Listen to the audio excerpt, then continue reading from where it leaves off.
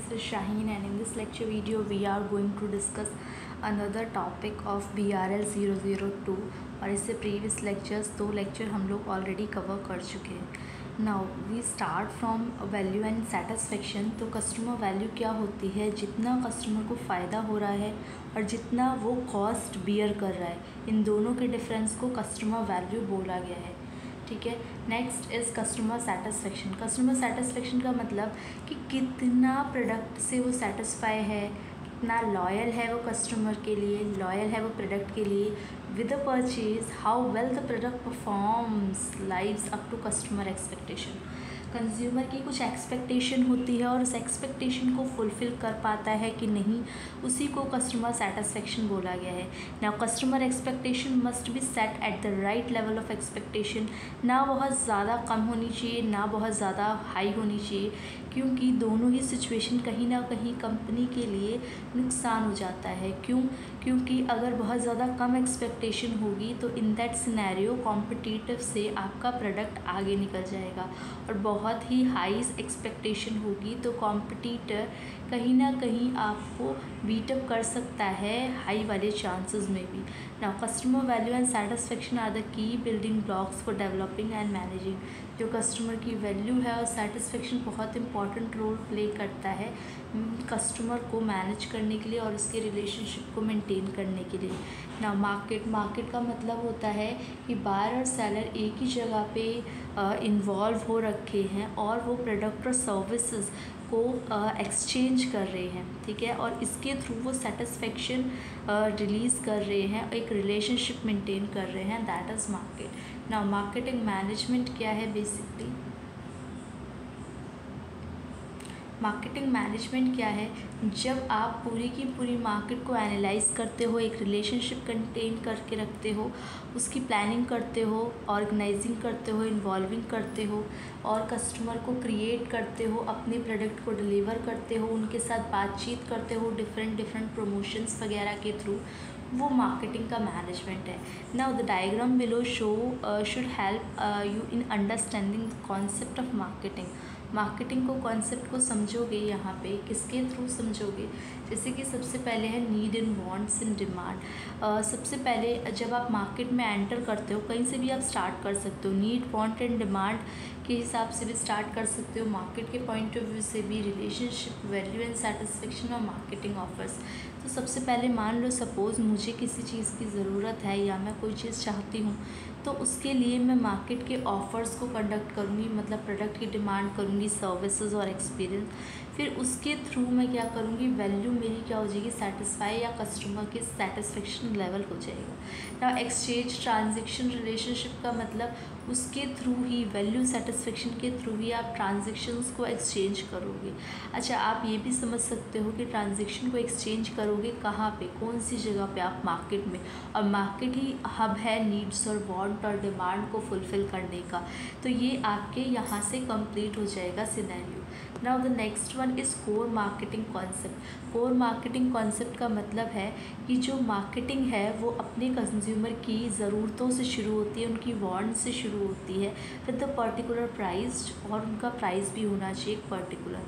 Now analysing the marketing environment. Marketing के environment को समझने के लिए 4 स्टेप्स हैं। सबसे पहले आप क्या करोगे? मार्केटिंग के इन्वायरमेंट को एनालाइज करोगे डिफरेंट एस्पेक्ट्स पे, इंटरनल, एक्सटर्नल इन्वायरमेंट टाइप होते हैं।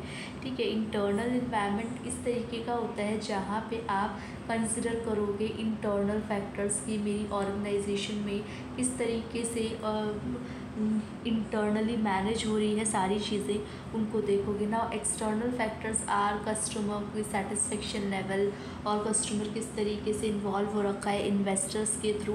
डिफरेंट टाइप से आप मार्केट को एनालाइज करोगे। एनालाइज करने के बाद उसमें से एक टारगेट सेटल करोगे। जैसे कि मार्केट को आप डिफरेंट सेगमेंट के बेसिस पे भी डिवाइड करते हो ना, तो डिफरेंट सेगमेंट के बेसिस पे आप क्या करोगे? मार्केट को एनालाइज करोगे, और फिर एनालाइज करने के बाद एक टारगेट को चूज़ कर लोगे। उसमें ही आप मार्केटिंग मिक्स को ऐड करोगे। Marketing mix is the combination of 4 P's, जो कि आप लोगों ने डिस्कस कर रखा है प्रीवियसली ही। Price, place, promotion, price, product, place, promotion, इन सब के बारे में बात करता है। और जब आप मार्केटिंग मिक्स डेवलप कर लोगे तब आप इम्प्लीमेंट करोगे अपने प्रोजेक्ट को और कंट्रोल करोगे बहुत सारी चीज़ें। Control means the deviation, you have to find out the deviation की कहाँ कहाँ कमी है आपके एक्चुअल प्लान में और पोटेंशियल प्लान में, दोनों में डिफरेंस क्यों आ रहा है because of certain level. Now analysing the marketing task जब शुरू होता है तो कंज्यूमर की नीड्स से शुरू होता है, इसीलिए इसको पहला टास्क बोला जाता है, जहाँ पे हम ये आइडेंटिफाई करते हैं कि कंज्यूमर की नीड्स क्या है और कंज्यूमर कौन से प्रोडक्ट को ऑफ़र करने से सेटिस्फाइड हो रहा है। इसके लिए बहुत सारी अपॉर्चुनिटीज़ दी जाती है, स्कैनिंग की जाती है, स्वॉट एनालिसिस भी इसी में आता है।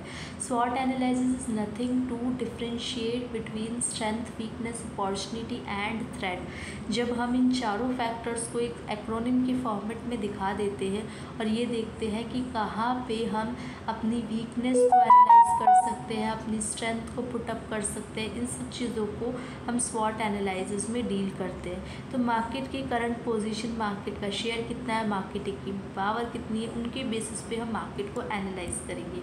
ना सिलेक्टिंग टारगेट मार्केट को आप सेलेक्ट कर लोगे, डिफरेंट सेगमेंट बना के आपने उसमें से एक सेगमेंट को चूज़ कर लिया। और जब आप मार्केट को डिफरेंट स्टेजेस के बेसिस पे या डिफरेंट जेंडर के बेसिस पे, है ना, डेमोग्राफिक बेसिस पे, एज के बेसिस पे, जेंडर के बेसिस पे, ऑक्यूपेशन के बेसिस पे, या यू कैन से लोकेशन के बेसिस पे, ज्योग्राफिकली, या आप बोल सकते हो फर्मोग्राफी के थ्रू डिफरेंट आप मार्केट को सेलेक्ट कर लोगे तो मार्केट की सेगमेंटेशन होगी। मार्केट की सेगमेंटेशन के बाद आप एक पर्टिकुलर सेगमेंट को सेलेक्ट कर लोगे और उसको ही टारगेट करोगे, वो कहलाएगा आपका मार्केट की टारगेटिंग। मार्केट टारगेटिंग वहाँ पे शुरू हो जाएगी। If the product is occupy relative to the competitor's product in consumer mind.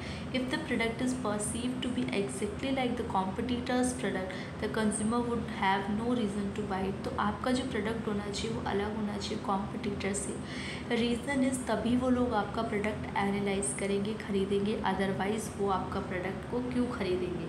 ठीक है, तो यहाँ पे ये इम्पॉर्टेंट हो जाता है। नेक्स्ट इज़ एनालाइज के बाद आप मार्केटिंग मिक्स को आइडेंटिफाई करोगे, डेवलप करोगे, जो कि मैंने बता दिया 4 पीस है। 4 पीस के अंदर आप प्रोडक्ट, प्राइस, प्लेस, प्रमोशन को एनालाइज करोगे, जो एलिमेंट्स भी कहलाते हैं मार्केटिंग मिक्स के। और उसके बाद आप एक डिटेल में उनके बारे में स्टडी करोगे। प्रोडक्ट क्या होता है, प्रोडक्ट कोई भी ऐसी चीज़ हो सकती है जो कि आपके कंज्यूमर की नीड को फुलफ़िल करे। नाउ इसमें branding, packaging, after sale service भी आता है आपका प्रोडक्ट में। तो प्रोडक्ट को आइडेंटिफाई करना बहुत इंपॉर्टेंट है, क्योंकि प्रोडक्ट से ही प्राइस डिसाइड होगा और प्राइस के बेसिस पे ही आपकी वो कन्वर्जन होगी कैश में। Now the next one is price. Price important factor play करता है इसमें। Price the consumer have to pay. Price बहुत ज़्यादा नहीं होना चाहिए, बहुत कम नहीं होना चाहिए, क्योंकि उसके बेसिस पे ही क्वालिटी प्रोडक्ट की जज की जाती है कभी कभी। Manufacture has to take into consideration cost factor, profit margin, possibility of sales at different price level and the concept of price.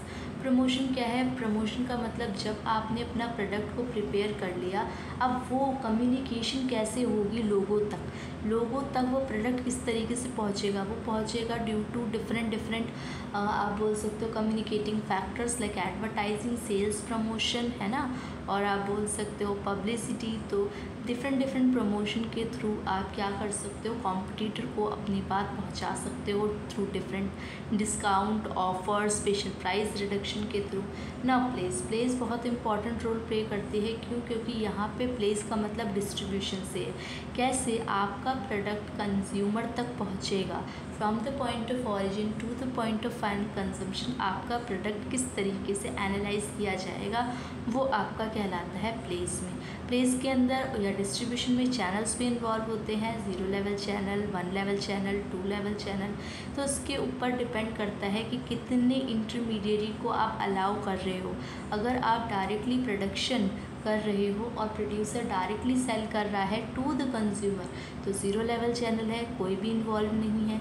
और अगर इन केस आपका कौन सा प्रोडक्ट हो रहा है प्रोडक्ट हो रहा है जहाँ पे वन लेवल चैनल की बात कर रहे हैं। एक मीडिएटरी हो सकता है, जैसे इंश्योरेंस कंपनी की अगर मैं बात करूँ तो इंश्योरर कंपनी और जो इंश्योरी है, जो जिसको इंश्योरेंस चाहिए, उनके बीच में एक एजेंट होता है जो कि इंश्योरी को, जो कि इंश्योरेंस ले रहा है, उसको अपनी सारी की सारी बातें बताता है।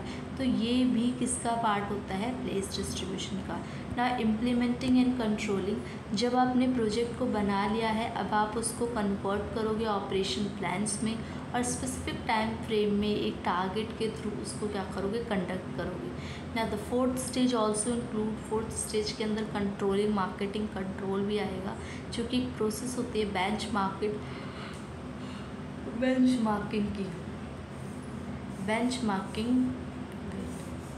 benchmarking the expanded efforts and resources with the set goals। ना मार्केटिंग मिक्स एक एग्जांपल दे रखा है यहाँ पे इन्होंने, 3 वैरायटीज़ रेगुलर मिंट, प्रोडक्ट की 3 वैरायटीज़ हैं मान लो, ठीक है। रेगुलर है, मिंट जेल, ब्रांड का अगर एक्सटेंशन करो तो 2 साइजेस हैं, सिंपल पैकेजिंग रेड और वाइट कलर में। प्राइस कितना है? लिस्ट प्राइस बताना, डिस्काउंट ऑफर कर रहे हैं। प्लेस किसके थ्रू? डिजिटल मार्केटिंग में या दिल्ली के थ्रू वो पहुंच रहा है। प्रमोशन इज़, कैसे आप बात को अपने पहुंचा रहे हो लोगों तक। तो ऐसे ही हमने 4P और 4C को डिस्कस करना है। 4P हम ऑलरेडी डिस्कस कर चुके हैं और 4C है कस्टमर का सॉल्यूशन, जो कि आफ्टर सेल सर्विस देखने को मिलेगा। कस्टमर की कॉस्ट जो कि मिनिमम होनी चाहिए अकॉर्डिंग टू कस्टमर और मैक्सिमम होनी चाहिए according to you as a producer. Convenience मतलब आसानी से एक प्रोडक्ट लोगों तक पहुंच जाए, that is called convenience. Communication is the process through which you can communicate to your desire users और you can say consumer also, जहाँ तक आपकी बात को पहुँचाना है, कम्युनिकेशन। ना marketing in the economy marketing के अंदर क्या रोल प्ले करता है? न्यू इकोनॉमी में, ओल्ड इकोनॉमी में, जैसे जैसे मार्केट की एमरजेंस बढ़ रही है, we also witness the emergence of new economy, नई इकोनॉमी की ज़रूरत भी बढ़ रही है।